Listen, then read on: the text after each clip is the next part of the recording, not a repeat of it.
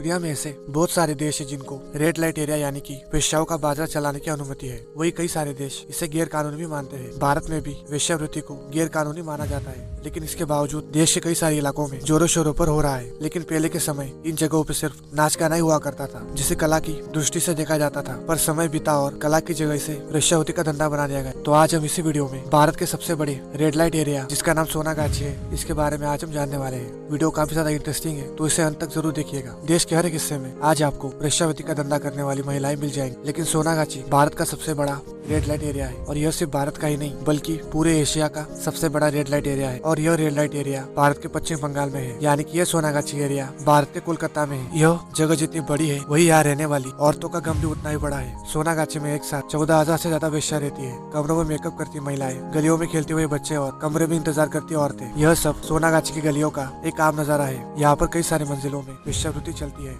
ऐसा लगता है जैसे औरतों की सोसाइटी है। आपको जानकर आश्चर्य होगा कि सोनागाछी में 18 साल से कम उम्र की करीब 12,000 लड़कियां सेक्स व्यापार में शामिल है। और ये लड़कियां सिर्फ 12 से 17 साल की उम्र में मर्दों के साथ सोना और उन्हें खुश करना सीख जाती है, जिसके बदले में उन्हें $2 यानी कि कुल 124 रुपए मिलते हैं।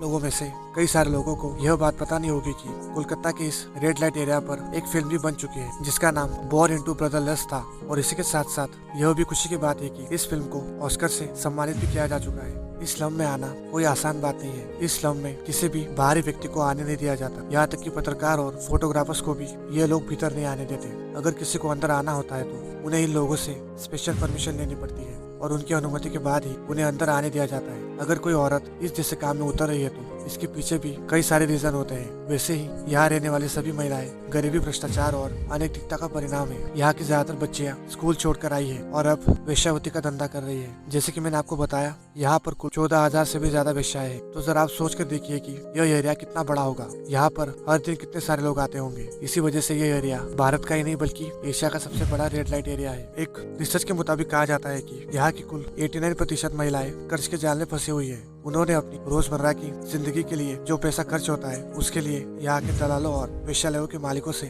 उधार लिया है। इस कारण उनका शोषण और हो सकता है। रिपोर्ट की माने तो 73% सेक्स वर्कर्स इस धंधे को छोड़ना भी चाहती है, लेकिन वो चाहकर भी ऐसा नहीं कर पाती, क्योंकि उनके ऊपर दलालों और वेश्यालयों के मालिकों का बहुत सारा कर्ज है और उन्हें भविष्य में समाज द्वारा न स्वीकारे जाने का डर भी रहता है।